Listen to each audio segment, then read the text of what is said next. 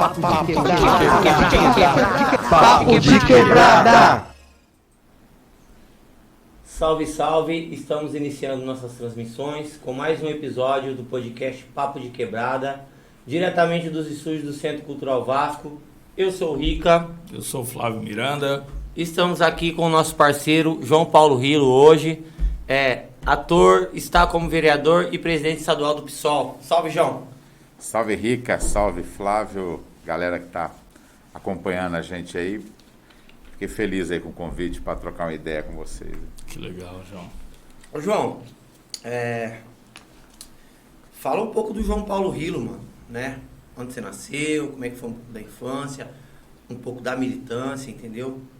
A ideia é que o podcast, as pessoas que não têm acesso, né, a esse tipo de informação, esse lance da política mesmo, entendeu? Que possa consumir isso da forma mais rasa possível mesmo, tá ligado? Da forma mais simples possível. Bom, Rick, eu sou nascido em Rio Preto, na Boa Vista, nascido e criado na Boa Vista. Estudei no Barro Serra, conheço o Flávio desde o Barro Serra. Desde o Barro Serra, do começo do movimento. 92, 93. 93, é isso aí. Foi onde eu comecei a minha militância, né, estudantil, na UMES, o movimento estudantil, e de lá comecei a fazer política partidária, entrei no PT, fui presidente do PT. E sempre tive uma militância muito ligada com a cultura, né? Na real mesmo, eu entrei para fazer política por conta da cultura, né?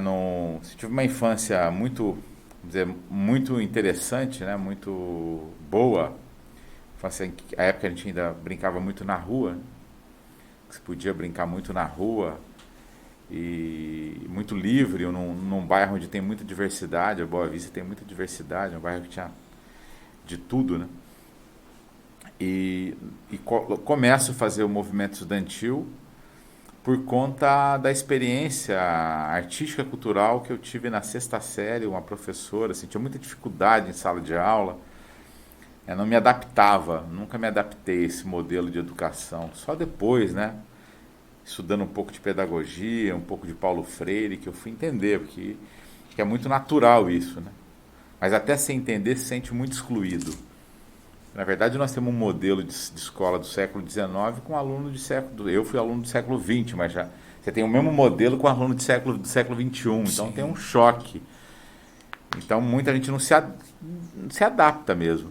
E uma professora, ela foi responsável por fazer com que eu conhecesse as coisas, a geografia, a história, por meio da arte, da poesia, da música. Você lembra o nome dela? Edivânia, grande figura, né? Então, a gente estudava ali letras de rap, letras do Chico Buarque, do Legião, né? Da época, coisa do da Cazuza, época, né? Coisas da época, assim, Racionais, às vezes. Né? Racionais já é um pouco depois, mas eu me lembro dela utilizar muito também. E aí essa experiência me transformou. E quando eu fui para a UMES, para o movimento estudantil, essa indignação nasce no Barro Serra. Porque eu estudei no SESI e fui para o Barro Serra, que era uma escola completamente diferente, escola pública, cheio de carências, com greve de professor, greve de servidor. E ali eu fui adquirindo consciência de classe. E começo a fazer movimento estudantil por conta de uma greve de servidores, da merendeira, do pessoal que varria a escola, que cuidava da limpeza. Eles fizeram greve e tiveram pouca solidariedade. Nós paramos a escola e entro, né, em solidariedade, e acabei tendo um destaque como liderança do movimento. Fui convidado por uma galera... Com quantos anos? Desculpa te cortar. Com 16 anos, isso em 93. 93.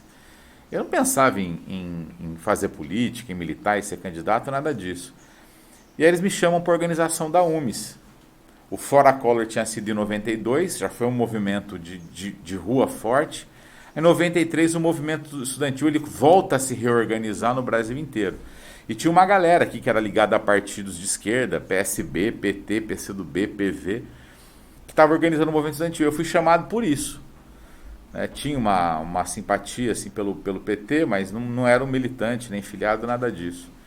E tanto é que eu me interesso para... Eu compus a primeira diretoria da UMES como diretor de cultura. Olha que legal. O lance meu era esse, era cultural. Aí no desenvolvimento eu acabei assumindo uma liderança numa frente estudantil, virei presidente da UMES, comecei a militar no PT, me organizei politicamente, virei presidente do PT, e daí aí é tudo. Seu que pai já aconteceu. atuava politicamente nessa época? Atuava. Ele militava no PT. E foi engraçado isso, porque a primeira Assembleia Estudantil que teve, Flávio, eu encontrei lá por acaso. Ele estava no primeiro mandato de vereador e ele foi chamado como vereador. Daí um vereador da esquerda aí. Chegou lá, teu pai tava lá. Tava lá, eu cheguei lá, ele estava lá como convidado lá, junto com outras lideranças da cidade, com Feitosa, que era vereador na época também, que apoiava o movimento estudantil. É uma puta referência, né? Meu pai é uma grande referência, né? Ô, De João, ser humano mesmo. qual que é a sua visão, a sua opinião, né? Ou até um comentário dessa galera que fala que política e arte e artista não se misturam, tem uma coisa tem que ser separada da outra. A gente ouve muito isso ainda. Na real, elas não se separam, né? Mistura, elas não se separam. Porque tudo é cultura e tudo é política, né? E cultura tem uma definição do Ferreira Goulart que eu gosto muito. Né? A cultura não tem nada inventado, assim. Cultura é herança e transformação.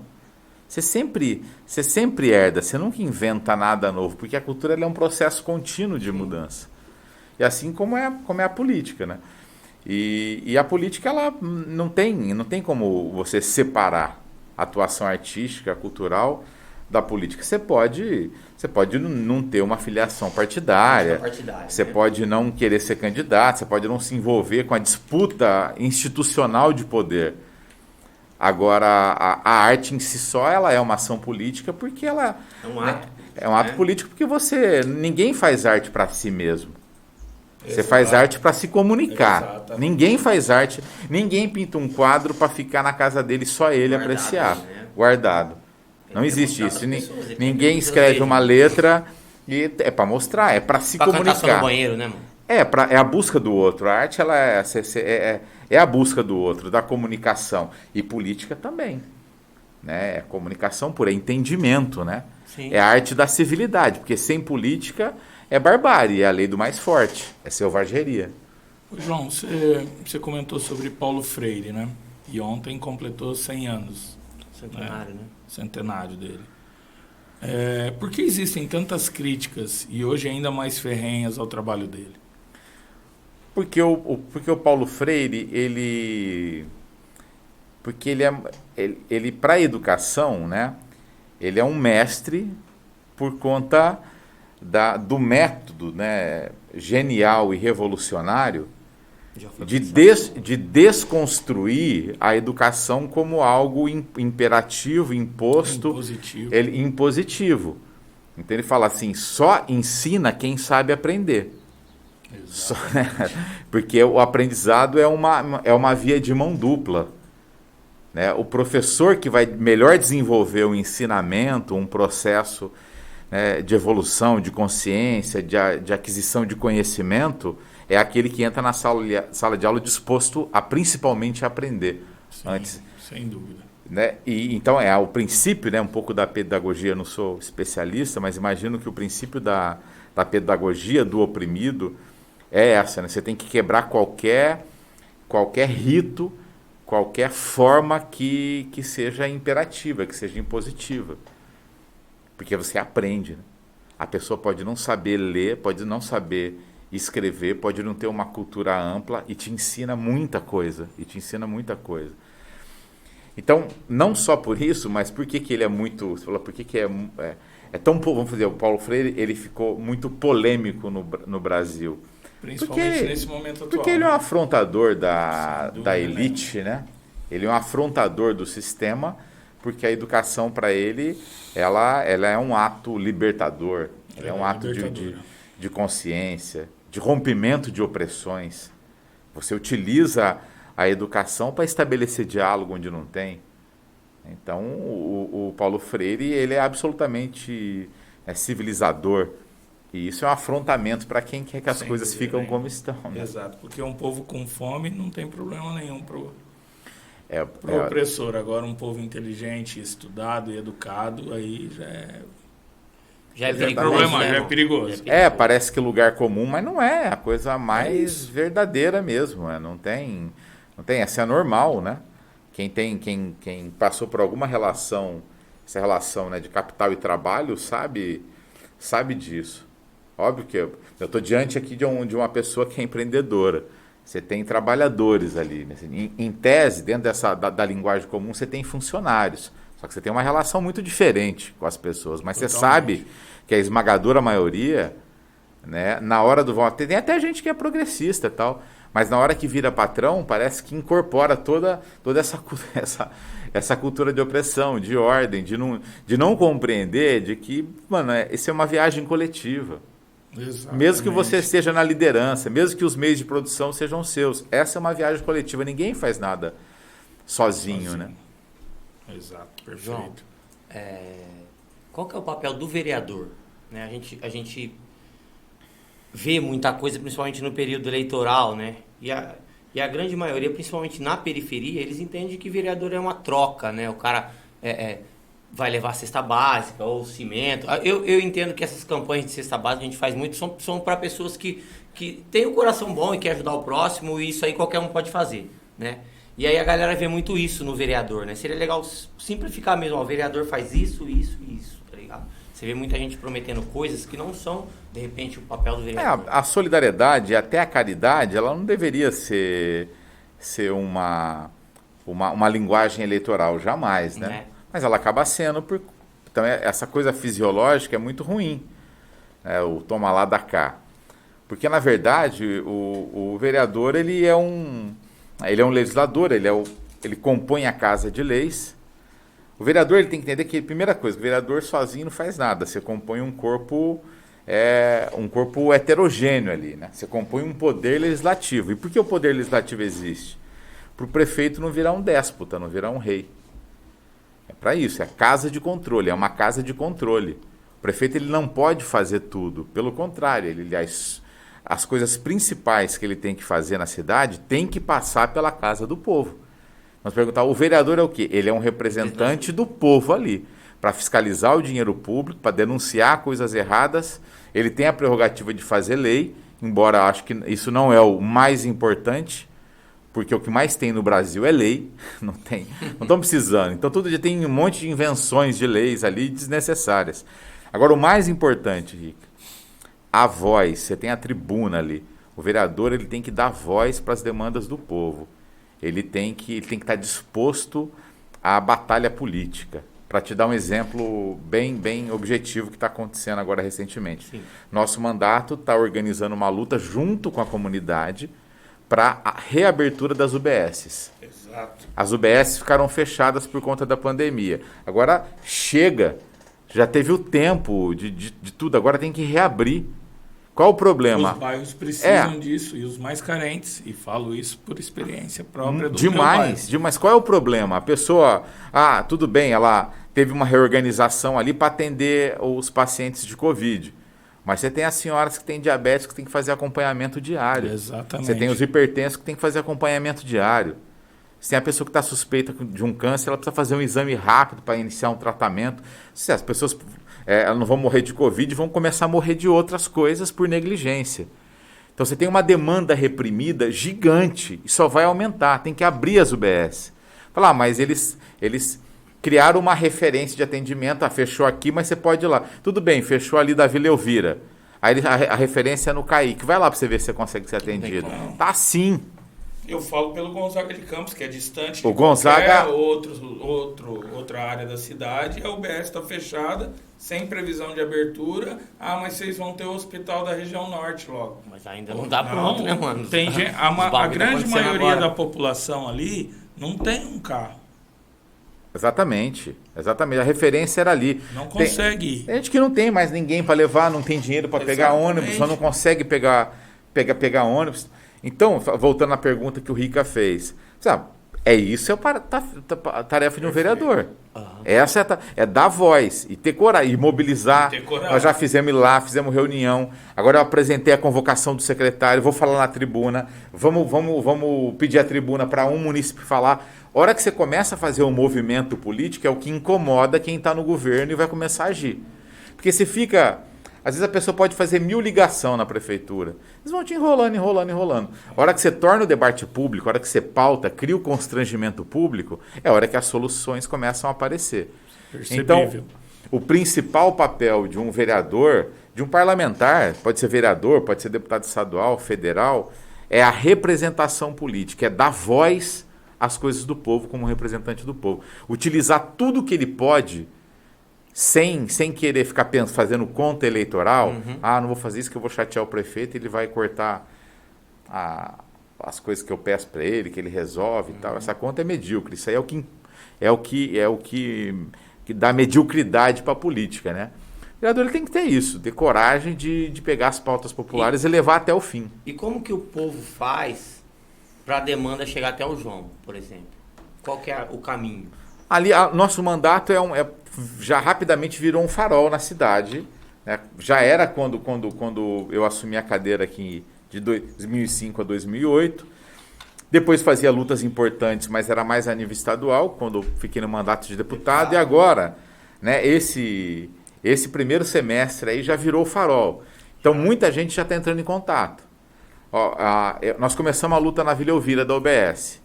Alguém do Gonzaga de Campos viu, já entrou em contato. Vai estar terça-feira na Câmara.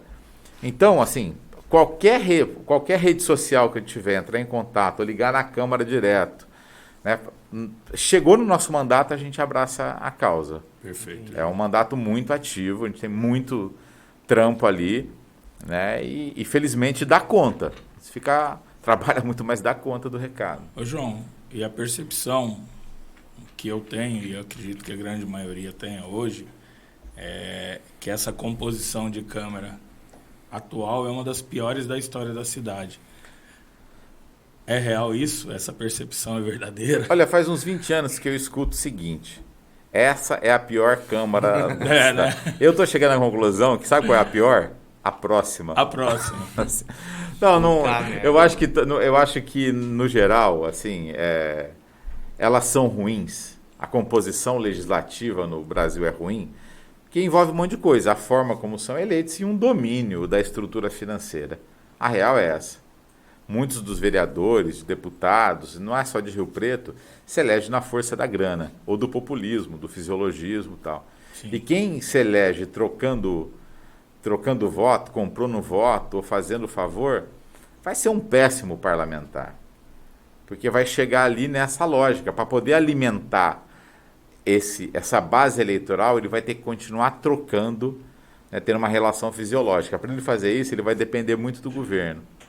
Por ele ser atendido, ele não pode questionar o governo. Ele não tem que fazer, ele deixa de fazer lutas em nome do povo para poder ter uma relação melhor com o governo. O que acontece? Ele consegue atender bem o seu pequeno feudo eleitoral e a cidade vai para o espaço. E talvez seja por isso que não tem de repente, muitas mulheres na Câmara Municipal como vereadores. Por que isso acontece? A representatividade assim, que represente mesmo a composição da sociedade, ela é um problema mais profundo, né? Não acontece só nos parlamentos, acontece na justiça, acontece nas empresas, acontece em tudo quanto é estrutura de poder. Você tem uma mudança. O próprio movimento feminista, né, é responsável por esse empoderamento de mulheres, pela ampliação da participação. E é importante a gente falar de uma coisa: os partidos de esquerda, eles têm uma compreensão muito diferente. Você pegar o Partido dos Trabalhadores, o PCdoB, o PSOL, tem muito mais mulheres. E tem políticas afirmativas internas. Por exemplo, a direção do PSOL, ela é paritária. Para compor a direção é metade homem e metade mulher. Com recorte de gênero, com recorte de raça. Você tem uns recortes. Você tem que pensar em toda a sociedade. E muita gente acha a política de cota é uma política pequena, porque cria uma outra camada de privilegiados. Não. Essa camada de privilegiados é quando as pessoas têm o mesmo ponto de partida, e aí no meio do caminho você inventa uma regra que beneficia um outro. Mas as negras e negros não estão no mesmo ponto de partida do que os brancos. Não estão. Sem dúvida. Então você tem que fazer uma reparação histórica. Mulher e homem, eles não estão do mesmo, eles não partem do mesmo ponto de partida. Porque as mulheres, há 80 anos atrás, não votavam. E até hoje tem um monte de dificuldade que tem que ser quebrada. Perfeito. Então essa política de afirmação, ela é justa até quando ela foi completamente desnecessária. Falou, pronto, chegamos num nível de civilidade, de compreensão, de respeito entre gênero, entre raças, que não é mais necessário. E você acha que a gente vai atingir esse nível, João? A gente tem que ter utopia, é muito difícil. E enquanto não chega, essa é a referência, né? A referência é essa. Então a busca é essa. Então eu sou um defensor de política de cotas, de paridade de gênero, por isso. Porque não teve o mesmo ponto de partida. Não teve as mesmas condições históricas. Então é necessário. Porque onde já se viu você ter um parlamento, né? Em Rio Preto são 17 vereadores, tem 2 mulheres. E pior, assim, porque são mulheres que poderiam estar muito mais engajadas na luta feminista, no empoderamento de outras mulheres, de outros movimentos, e não estão. Mas não deixa de ser um avanço. Dentro de onde elas estão, são mulheres que estão ocupando esse espaço. Mas ainda é muito pouco. Não dá para falar que você tem uma democracia plena, aperfeiçoada, madura, com metade da população fora das estruturas de poder, que é o que acontece no Congresso, no Senado. Então é uma luta permanente de aumento. Está aumentando? Está. Está aumentando? Tem uma consciência muito grande por parte da população. Hoje tem, mas ainda é pouco. Tá. Ô, João, outra percepção que eu tenho em relação ao PSOL. O PSOL ele trabalha e transita muito bem entre as minorias, certo? E entre as maiorias, João? Na verdade, são minorias em direito, né? Porque, na verdade, é a maioria da população. Exato. É a maioria. É uma minoria em direitos, mas é a maioria da população. O pessoal está passando por um processo agora de congresso interno, né? E de reformulação, de aperfeiçoamento do seu programa. Eu tô numa ala, compõe uma linha de pensamento dentro do partido, que o partido ele é democrático, ele possibilita linhas de pensamentos, correntes internas. Eu faço uma parte de um bloco que defende um pessoal mais amplo, mais popular, mais próximo do povo. Na minha compreensão, o pessoal é um partido muito importante, mas na primeira coisa, ele nasce de uma dissidência do PT, que é um partido de esquerda muito forte, é uma referência muito forte. Então você tem já essa dificuldade de crescimento, porque você tem uma história muito forte. O PT é uma epopeia, né? Um fenômeno do ponto de vista de organização da classe trabalhadora, que, na minha opinião, cumpriu um papel, né? Mas que tem uma diferença. Acho que o PT não porta mais a esperança necessária, ele não porta mais futuro de construção de um programa. Não significa que eu sou antagonista, não. É um partido muito importante, vai continuar muito importante, muito forte. O PSOL, para mim, é quem melhor traduz as novas linguagens políticas. Tanto é quem melhor dialoga com o movimento de mulheres, com o movimento de combate ao racismo, com o movimento LGBTQIA+. É quem melhor dialoga com as pautas identitárias. Na minha opinião, essas pautas todas elas precisam encontrar na luta que a gente chama, na clássica, na luta de classe. Você precisa politizar. Nós precisamos combater a exploração capitalista. Nós precisamos lutar por um mundo melhor. E aí, essa luta por um mundo melhor, ela não é feita fragmentada. Essas pautas elas são importantes, elas têm que estar num eixo central de luta anticapitalista. E nós defendemos um pessoal mais popular. O pessoal ele nasce muito nessa dissidência com o PT, dissidência lá institucional. E é um partido que é muito forte nas capitais, ele tem uma força maior nas capitais, nas universidades, e não tem capilaridade no interior, nas pequenas cidades, na luta do campo. Sim. Então tem que enraizar. Então eu penso isso. O PSOL é o novo PT? Não tem como ser. O PSOL é um outro partido. Não é um novo PT, é um outro partido que nasce num outro momento histórico, ele cumpre um outro papel. A história parece se repetir, né, João? Porque o pessoal também tem um representante que sai dos movimentos sociais com uma força muito grande, que vem crescendo muito, que tem a possibilidade real de se tornar governador do estado de São Paulo, assim esperamos. Então, parece que eu vejo a história se repetir. A diferença é que tem uma diferença, você falou do Boulos, que é uma liderança, é que o PT, ele já nasce com o Lula. O Lula e o PT 80, já em 1980, 10 de fevereiro de 1980, o PT é fundado, mas já com o Lula como uma grande liderança. Sim. O Guilherme Boulos entra no PSOL em 2018. O PSOL já existia desde 2004. 2003, 2004, foi quando o embrião do PSOL, eu acho que oficialmente mesmo em 2004. E o Boulos vai entrar em 2018. Mas ele de fato... Ele trouxe essa força. Entrou a Erundina, depois entrou ele, que representam muito uma linguagem muito mais popular, mais direta e importante. Então ele tem... E você percebe que o pessoal começa a cumprir, né, adquirir características muito importantes para se transformar num partido de massa. Que tem uma plataforma ideológica, é um partido que encanta, que porta futuro, que dialoga muito melhor do que qualquer outro partido com as novas linguagens, mas precisa ser mais popular ainda. Eu ia perguntar isso agora, ô João, porque eu vejo que dialoga muito bem com a juventude, né?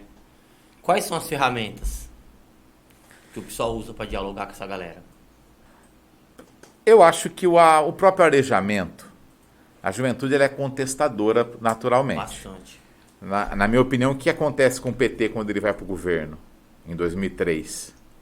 Ele vira o partido da ordem. Mesmo sendo um partido de esquerda, mesmo com um programa social muito mais avançado, ele não deixa, ele é um partido da ordem. Ele está na ordem. E aí as novas gerações, ela é contestadora por excelência, por natureza, e ainda bem que é assim. Então é natural que as novas gerações, a tendência é que tenha uma identificação maior com o partido da contestação, um partido que... E o pessoal fez o paralelo, ele fez uma oposição à esquerda, ao PT, durante muito tempo. Ele não fazia uma oposição à direita, como fazia o PSDB... que esses partidos, PSDB, eles queriam acabar com os programas sociais, eles achavam que política de cota é um absurdo, que ficar investindo em transferência de renda é um absurdo. Então o pessoal não fazia essa crítica, era uma crítica mais à esquerda.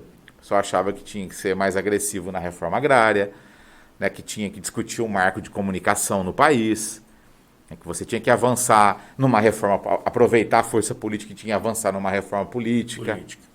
Então, era uma crítica mais à esquerda, que impulsionava mais, diferente, mas também estava no campo da oposição, mas era diferente da linha. Então, o pessoal passou, é natural. Porque quem tem 18 anos hoje, que milita no PSOL, em 2002, estava 2003, estava nascendo.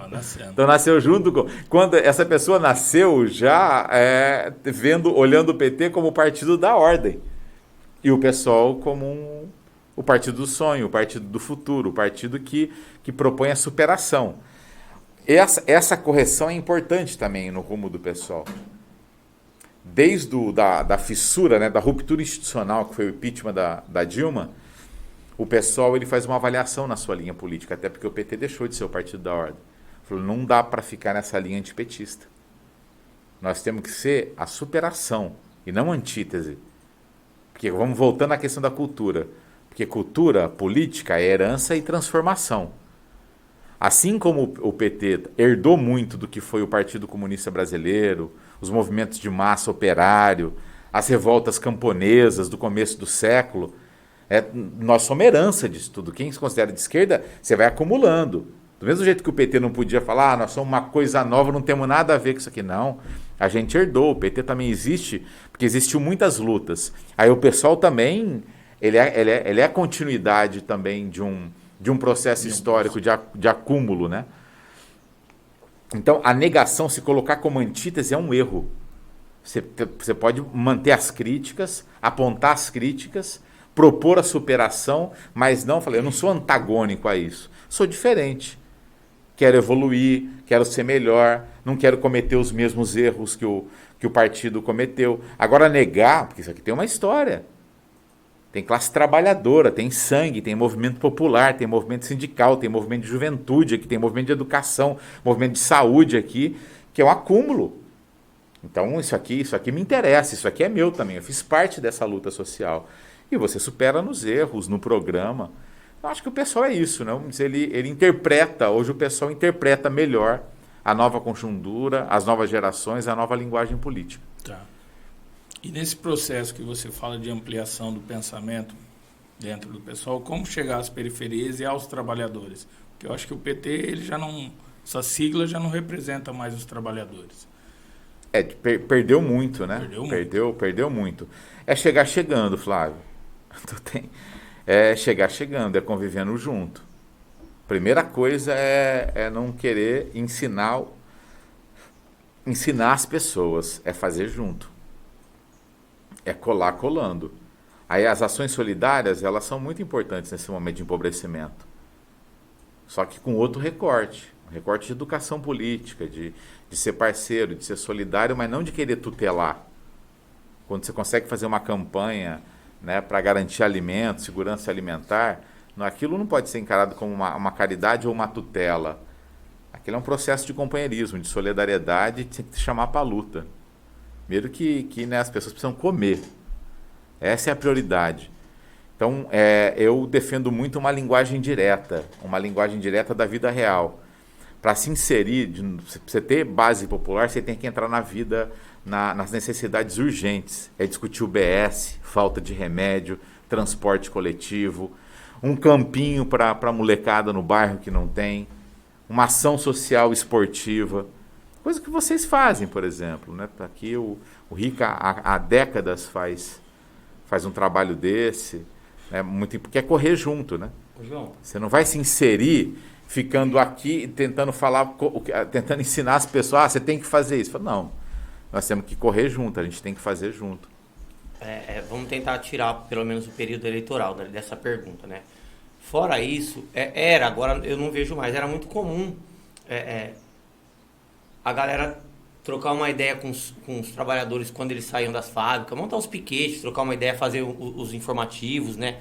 Isso foi se perdendo, mano. Você não consegue ver mais isso. Por quê? Se perdeu. Militante, partido, entendeu? Sindicatos. Quem fazia isso era a esquerda. A esquerda chegou no poder. Pelo menos chegou nas estruturas de poder. Pelo voto. Em 2003. Lula se elege em 2002, 2003 a esquerda estava. No governo de coalizão e tal, mas o PT é um partido de esquerda. Essa tem um refluxo, arrefece os movimentos.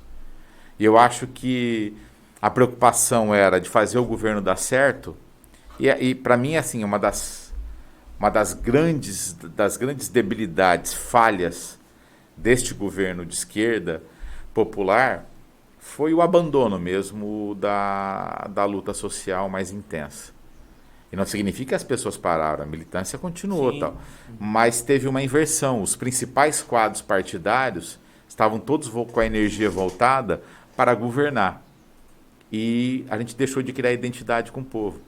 Foi um governo que tinha uma relação, muitas das vezes, de cliente. Você criou Minha Casa e Minha Vida, mas não criou uma luta, uma educação de que aquele programa só saiu por conta de um governo. Ao ponto de 70% dos estudantes que eram beneficiados pelo ProUni eram contra o Bolsa Família. Essas pesquisas sociológicas, falta de criar identidade. A luta política ela tem que ser permanente. Um governo popular ele tem que ter defesa quando ele se fragiliza ou quando ele enfrenta dificuldades. A primeira grande dificuldade que nós enfrentamos, o que aconteceu? A Dilma caiu. Não tinha povo na rua para defender. Agora a gente, boa parte, tem a consciência de que aquilo foi um golpe. Mas no começo achava que não. Né? Tinha todo um discurso anticorrupção.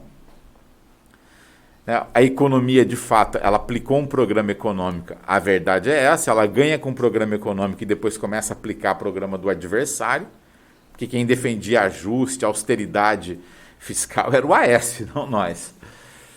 Começa, então, degringola e perde apoio popular. E governo nenhum, governo popular, governo que se presta, um governo social popular, ele não sobrevive sem apoio popular. Então é necessário criar uma relação de identidade, não de cliente. Porque o cliente é o seguinte, Flávio, o cliente ele vai no teu bar 20 anos. Sempre foi bem atendido, a cerveja sempre estava gelada. Ele nunca sai falando bem do teu bar. Por quê? Porque ele não precisa, ele é cliente, ele paga para ter uma cerveja gelada. O dia que ele pagar e a cerveja vier quente, ele vai sair falando.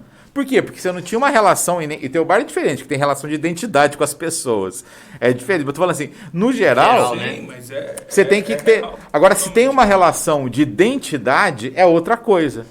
Eu vou dar um exemplo aqui, não é para fazer proselitismo, nem para ficar... Mas é um bom exemplo mesmo, que o teu bar é um bar que tem relação de identidade, por exemplo, com as pessoas. É um bar que se o cara for mal atendido, quem gosta, tem identidade com o bar, o cara vai chegar e vai te falar. Ou vai defender, falando, não, mas não é bem assim, ele tem uma relação de identidade, ele sente parte, ele gosta daquilo. Ele sente parte. Agora, quando o cidadão não... Então, foi o que aconteceu no governo Lula, é que as pessoas foi dando certo no começo, ele tinha uma relação de identidade, eu acho que foi perdendo. Ficou aquela relação de cliente. O segundo mandato se perdeu. Você tem que politizar. Senão você não cria identidade. A pessoa acha, tá indo tudo bem mesmo, tá indo tudo bem, vamos que vamos. Vamos tocar. É uma relação de cliente só. Pago meus impostos, quero de volta, tá. Mas não entende que a vida não é simples. O Estado não é uma empresa. O Estado ele é um mecanismo de disputa permanente, em que a elite financeira disputa ele e o povo disputa ele com as suas necessidades.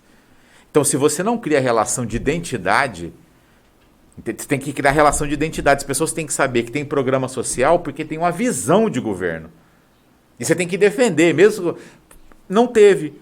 Primeira dificuldade que o governo teve, eles derrubaram. Porque a gente perdeu a relação de identidade, de defesa. Porque é isso, quando você fica a relação de cliente, é esse. Quando você desagrada, ele vai embora e vai buscar um outro caminho. Quando tem relação de identidade, não. Falou, opa, eu sou parte disso.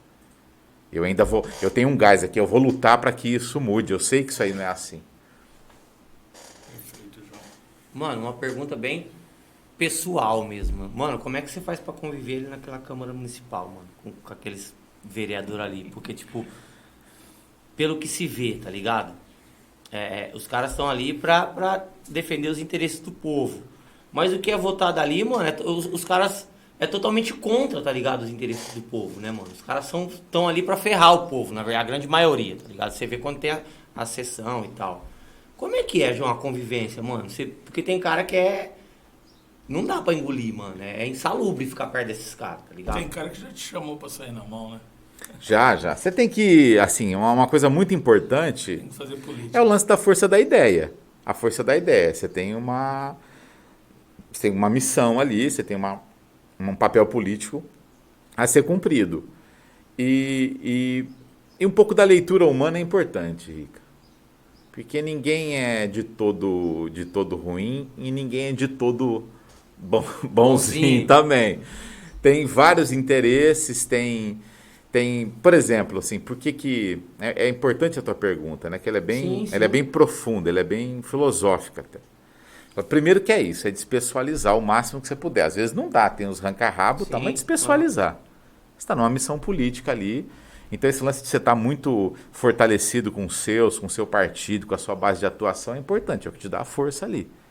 Se você der uma de herói, você vai se fragilizar. E eu não acredito em herói. Super-herói só no desenho, não dá. Herói não resolve nada. É a ação coletiva que tal. E um pouco da leitura, a leitura política que você tem que ter, mas humana de cada um.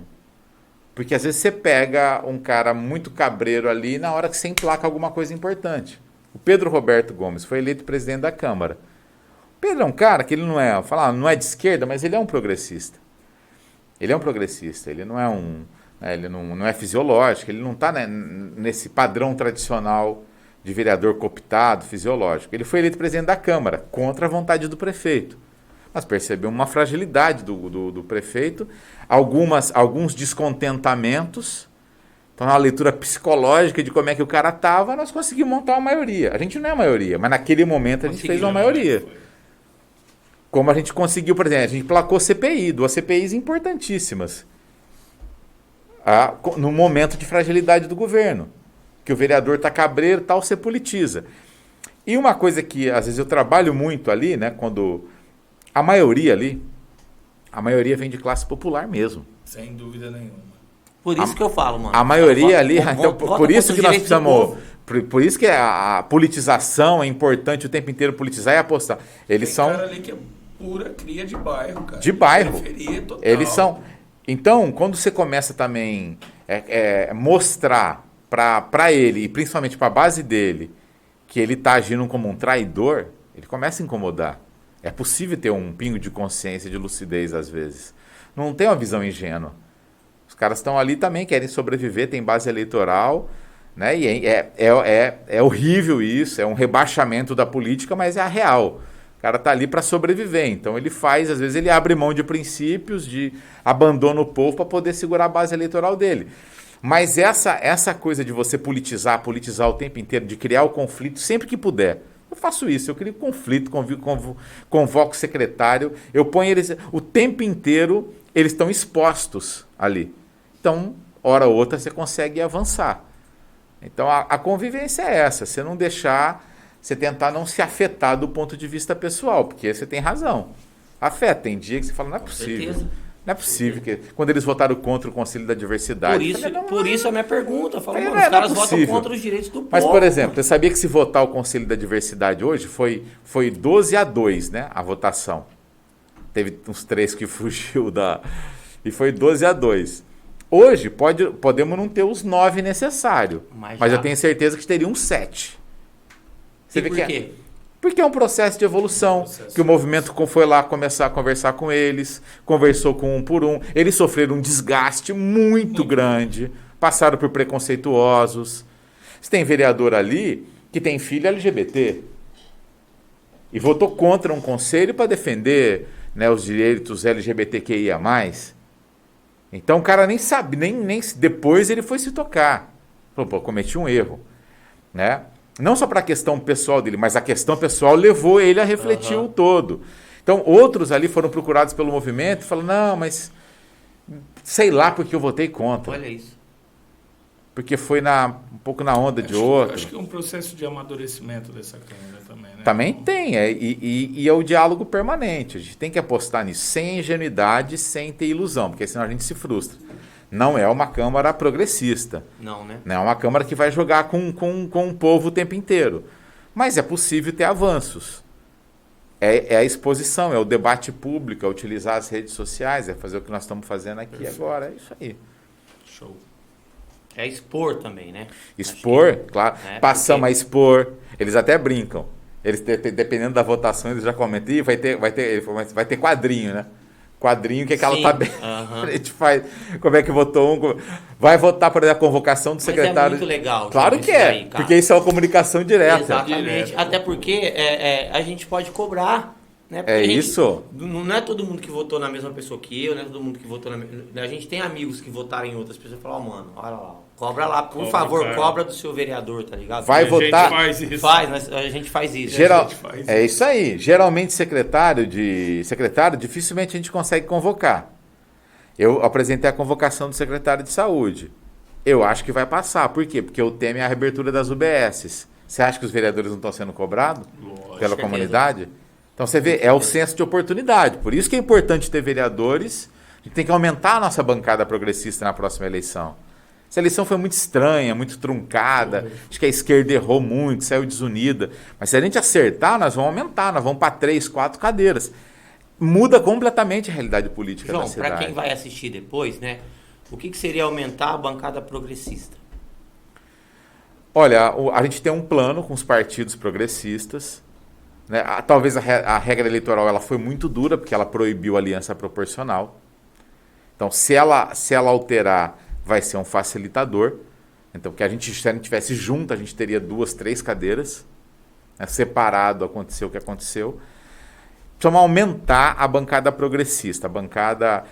Porque progressista é mais amplo do que de esquerda. Aham. Bancada progressista. Por exemplo, conversar. A gente conhece gente que foi candidata em partidos de direita. Fala, gente, o que você está fazendo aí? Tá vendo que teu voto ajudou a eleger este vereador aqui, que só jogou contra o povo o tempo Vem pra inteiro? cá. Vem ser candidato aqui. é uma coisa que tem que ter uma unidade. Eu estou apostando muito que primeiro entre nós, os partidos de esquerda, de centro-esquerda, possa ter um diálogo melhor na cidade e montar um plano melhor. Porque todo mundo ganha. Se a gente tem 4, não precisa ter os 9, se é a maioria, mas tem 4 vereadores ali mais engajados na luta popular, a realidade da cidade é outra. É outra. Com o mandato nós estamos fazendo um estrago, uma luta boa assim, né? Uma luta boa, com muito avanço. Imagina se a gente fosse 3, 4 ali. Sensacional, João. A população com certeza seria muito mais assistida, né, João? Claro. Com mais vereadores de esquerda, no caso. Mano, voltando a falar da arte, né? Você fez muito trabalho como ator, né? Tem alguma coisa em especial, mano, que te chama a atenção, que você lembra com vontade, fala, não, isso aqui eu faria de novo.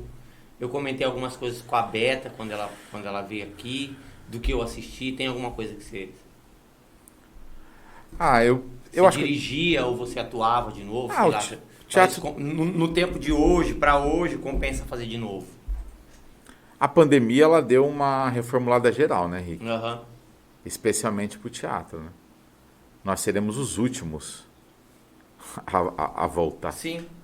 Seremos os últimos. Assim, Pro então, normal, sim, né? foi muito difícil. Eu, nos últimos tempos, assim, há muito tempo eu não atuo como ator, mas dirijo. Dirige, né? Todo ano, Aham. todo ano faço direção. Em 2019 foi um ano muito produtivo. Dirigi uns 3 trabalhos, escrevi 3 curtas e um texto denso. Iniciei um outro. Então eu estou muito mais dedicado hoje à escrita teatral mesmo, à formulação. E aí que você pergunta para mim, o que me interessa hoje? O trabalho que eu escrevi, a última peça que chama São Vicente, já era uma investigação sobre a endireitação do Brasil, né? Esse momento reacionário, conservador, e eu continuo nessa investigação. Eu acho que é muito importante a gente refletir sobre o que aconteceu, que não é simples, né? Porque parecia que eles estavam todos... parecia que tinha assim... Vamos lá. Há 6 anos atrás, alguém falava de ditadura? Não tinha. Não, abominável. Não tinha. Se tinha, estavam quietinhos. Alguém tinha coragem de ser misógino assim publicamente?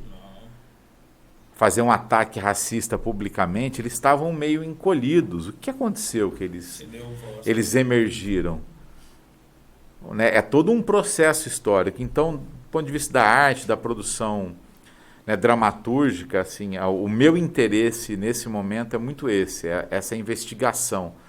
Porque quantos de nós não temos assim, decepções muito profundas, de gente que você nunca imaginou que pensava o que pensa hoje. Eu conheço gente que sempre foi humanista, às vezes é ligado a uma religião, é espírita, era ambientalista, e o cara defende Bolsonaro. Uma pessoa muito próxima a mim, assim, tem 2 filhas e defensor do Bolsonaro. Eu falei, é inacreditável, você tem 2 filhas adolescentes. Olha o comportamento desse ser, entendeu? Esse desumano, ele é um desumano. Não vou nem ficar falando de fascista, genocida, tal. Assim, ele é desumano. É um governo desumano. Como você, né, um cara que sempre defendeu a religião como forma de apaziguar as coisas, de bom relacionamento, um defensor do meio ambiente, defende um governo desse. Então, eu estou muito dedicado um pouco a essa, do ponto de vista artístico, né? A essa investigação, refletindo muito, escrevendo coisas sobre esse momento triste da nossa história, muito triste da nossa história. Que eu espero que esses bichos escrotos voltem para o esgoto o quanto antes. Você acha possível essa mudança no próximo ano, João? Eu acho. Muito possível. Primeiro nós precisamos ter uma frente ampla de defesa da democracia. Concordo. E aí sem sectarismo. Sem sectarismo. Falar, mas como é que eu vou me juntar a esse aqui agora? Eu falei, não, nós vamos ter diferença, nós vamos disputar o programa o ano que vem, no voto com eles. Mas para poder ter disputa o ano que vem, primeiro tem que ter democracia. Tem que conversar e nós temos que ter uma frente ampla de defesa da democracia. contra o governo bolsonarista, pelo impeachment, pelo fora Bolsonaro e pela preservação da democracia. O ano que vem é eleição, aí a gente mantém as diferenças nossas. A primeira coisa é essa. E eu estou muito otimista que se tiver a normalidade democrática mínima, essa agenda ultraliberal e reacionária vai ser varrida do país. Perfeito. Você pensa em se candidatar, João, para prefeito? Antes de 2024, tem 2022. Eu acabei de assumir uma tarefa assim, que me orgulha muito, que me honra muito, me anima, que é a presidência estadual do PSOL. Então, vou estar muito dedicado ao mandato de vereador aqui, que foi bem legal esse retorno, né? Me reconectar com as lutas sociais, populares, com a vida real, cotidiana das pessoas, foi muito importante. E agora a construção do PSOL. Então, está muito vinculado a isso, viu, Rica? Depende muito, né? Se o Boulos vai ser candidato a governador, que é o nosso desejo, se vai ter que recuar. Então vai depender muito de como é que vai ser o arranjo. Entendi. Eu vou cumprir uma tarefa que foi mais importante para a cidade, para o partido. Então não tô muito focado no exercício do mandato agora, e nesse desafio da construção do PSOL, especialmente no interior. E esse desafio, o que seria? Conversar com todo mundo? Tornar o PSOL ficar mais popular. Isso a gente já falou, né? Da forma que vai ficar mais popular. Né? Esse é o desafio. Entendi. Transformar o PSOL num partido de fato de massa, um partido de luta popular e popular, uma linguagem muito direta. Vamos falar dos nossos patrocinadores. Quem vem lá? Via de Fatos. Via de Fatos. O que não é fato é fake. Esse episódio vai ao ar pelo canal Via de Fatos toda quinta-feira às 20 horas no YouTube. Só clicar e assistir. Centro Cultural Vasco, nosso parceiro aqui. E o Vasco já retornou às atividades. Quem quiser é só entrar em contato. Tamo junto. Manos Caps, meu patrocinador pessoal aí do programa. Salve Cezão, obrigado. La Cancha. Nunca dá uma cerveja, mano. Que porra, hein, Flávio? Toda vez eu vou te cobrar aqui no ar. Uma hora acontece. Vamos ver. Espaço Amarelo, Yoga e Terapias. Quem quiser entrar em contato com o Luciano Pequim, só dá um salve. E Vidro R, do meu parceiro Rafa. Ô, João, tem alguma coisa que você não comentou aí? Você quer comentar? Quer falar de alguma coisa que você lembrou aí? Foi massa, vocês são do ramo, né? Estão ligados, né? Acho que rolou, né, Flávio? Sim. Ô, João, só para encerrar. Como é que o povo pode acreditar num político nos dias atuais hoje? Boa pergunta. Fala igual o KLJ. Ótima pergunta. Eu acho que a classe política está tão sem Credibilidade nenhuma, né? Você não consegue olhar para... Eu tenho algumas referências que eu sigo, que eu acompanho, você é uma delas, sem dúvida. Mas como realmente ter toda a credibilidade na classe política novamente, João? Credibilidade na classe política é uma coisa... Utópica também. Não é que é utópica, é que porque na verdade, quando fala classe política, fala de todos os políticos. Tem um que não tem que ter credibilidade mesmo, porque eles não têm. Uhum. Então, o que nós temos que fazer... Se procurar, não vai encontrar, né, João? Esse cara, né? Eu acho que o que vai recuperar, né, um pouco a participação, essa fé, assim, esse acreditar na ação política, acho que os líderes hoje conseguirem minimamente pactuar um projeto de país novamente, né? Porque esse país está sem projeto, esse país voltou a ser colônia. Recuperar a esperança. As lideranças são muito importantes, né, nesse momento. As principais lideranças do país têm que recuperar a capacidade de diálogo entre elas e esse pacto mínimo de defesa da soberania nacional, de um projeto nacional. Nós estamos muito sem rumo sobre isso, né? Essa é a verdade, né? Muito sem rumo. É muito devastador o que está acontecendo no país. Sem dúvida, né? É muito devastador do ponto de vista cultural, comportamental, e uma agenda ultraliberal de entrega do patrimônio nacional, de devastação, de queimadas. As queimadas, gente, elas não... 80% não é acidental, não, é proposital. Proposital, né? É devastação. Os caras querem né, roubar água, roubar minério, roubar madeira. Então é isso, é um retrocesso absoluto, né?